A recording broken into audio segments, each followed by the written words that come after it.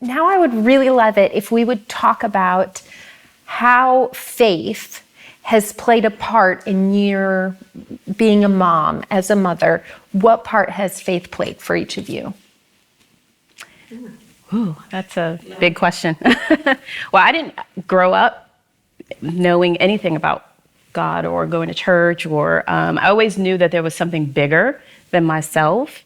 But once I became a Christian, that changed my entire perspective. It changed my entire life. Ken and I, we knew we wanted to break a cycle of how we were raised up and the things that we saw, where we came from. So when we decided to have our children, believe in Christ, and this was going to be our lifestyle, it was going to be something that we were moving into a direction to break the cycle. It was eye-opening for me. It was something that I was trying to fill with other things in my life, like this void. I didn't know what it was, but once I realized it was like, okay, this is what life is supposed to look like. This is what life is supposed to feel like. And so our kids watched us grow in our faith. They watched us get baptized. They watched us, get married. I mean, it was just life-changing for all of us.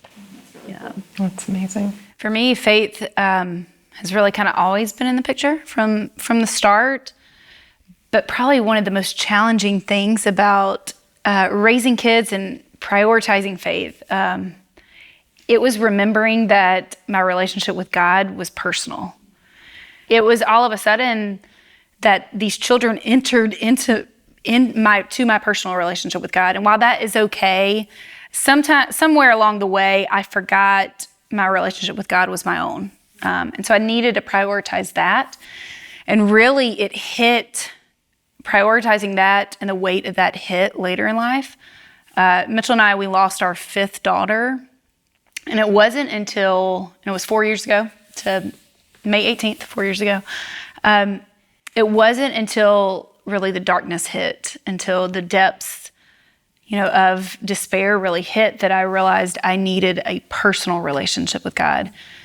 I had these children who were going to watch how I process this grief or process this loss, and I wanted to make sure that, I did that well for them, whatever that looked like. I don't even know that there are rules to that, but it became clear that my relationship with God had to be personal. It had to be a priority because, the weight of the world is coming.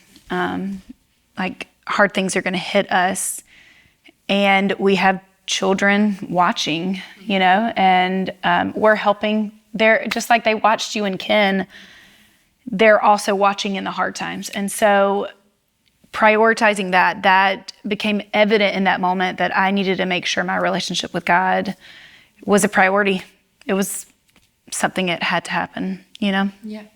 Faith for when that hard thing does hit. Because it will, and that when life is out of control, the thing that we've said this before, the thing that you can control is who you place your hope in. Mm-hmm. And oftentimes when there's no hope left, the only thing you have to hold on to is your faith. And so that's what faith is. And so it became real in that moment that, oh yeah, my relationship with God is personal.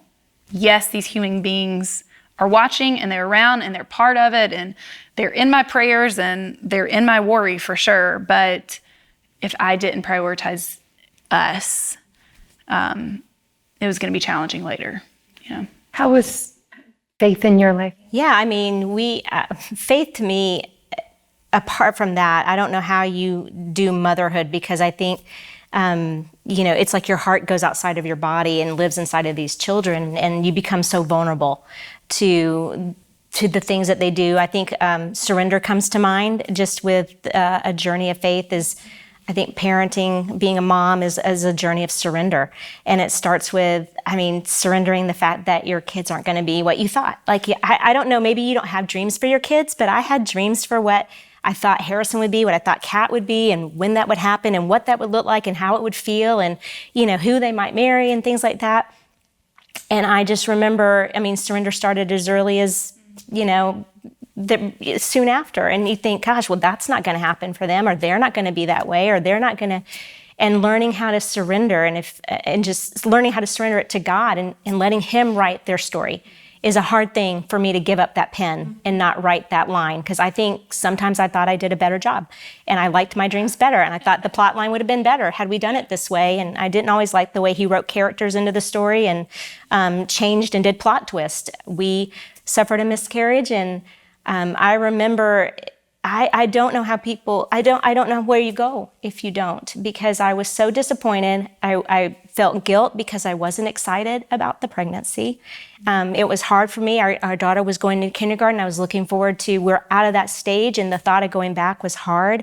And then when I miscarried about 10, 11 weeks later, I felt such tremendous guilt. And like, if I'd have just been happier, if I'd have just been more excited, maybe this wouldn't have happened. I don't know if you guys go through that kind of stuff that we torture ourselves with, but you do. And, just remembering to go, it's okay. He loves me unconditionally. He's not mad at me. He didn't do this to punish me. Miscarriages happen. Sin is in the world. And I remember the freedom it felt to be able to move past that. But significantly, my daughter's journey with bipolar and anxiety and suicidal ideation and being hospitalized, there are just times that you don't have anything left. You just don't have it in you. You don't have it in you to make one more decision. You don't have it in you to even think a spiritual thought, because you're just beyond the end of yourself. And I can remember, no matter where I got, wherever it was, no matter how low it got, no matter how many times she may have cut herself, no matter how many days it was in the hospital, I can just remember thinking, okay, I don't have it to get through the day, but Jesus, you do. And even though I can't be with her where she is, I don't even know where she is emotionally, you can be with her. Yeah. And that takes the pressure off me. But having to surrender a daughter who's going to have a normal journey, but it wasn't a shock to God. Yeah. And so I think that's the difference that faith makes, is that I can step back and go, okay, I can't understand it, but it's not confusing to God. Yeah. And if I just hang with Him, He'll get me through this. So that's so true. For people hearing us, they don't know when the bad thing is coming, and they want to develop that faith in their lives. What does that look like to prioritize faith as a mom? How do we get on that journey, regardless of where they're starting from? I think it's part of self-care. Like, you have to prioritize it, whether it's waking up in the morning and that's the first thing you do, or the last thing you do at night, just talking to God Himself and asking for that strength that you don't have, that you need to get only from Him. Because God, we're important to Him. He has to be important to us. I love everything you guys have already said. I think what I would add is, how to develop it. It has to start with a relationship with God. It has to start with a relationship, you and God together in this, and no matter what happens, no matter what lies in front of you that you're going to trust. I talked about surrender. You can't really, it's hard to surrender to someone you don't trust and believe that He is good.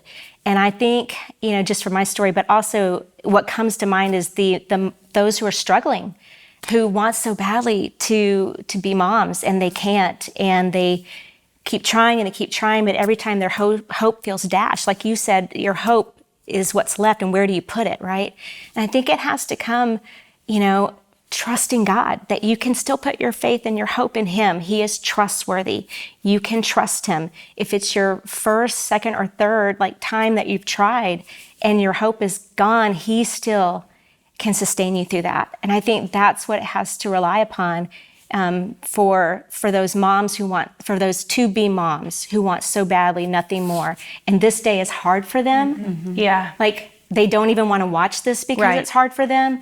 That is what I would want them to know, is you can trust God, especially in the hardest places, where you're least likely to. You must. It's a relationship. You got to trust Him. Yeah. And talk to Him all the time. Bring Him being all of that pain to Him. Yeah. All of it. Praying every constantly. Ounce of it. Yeah. Even, I don't know, this values a prayer, but I'm like, Lord, please help me not to kill this child today or hurt this child.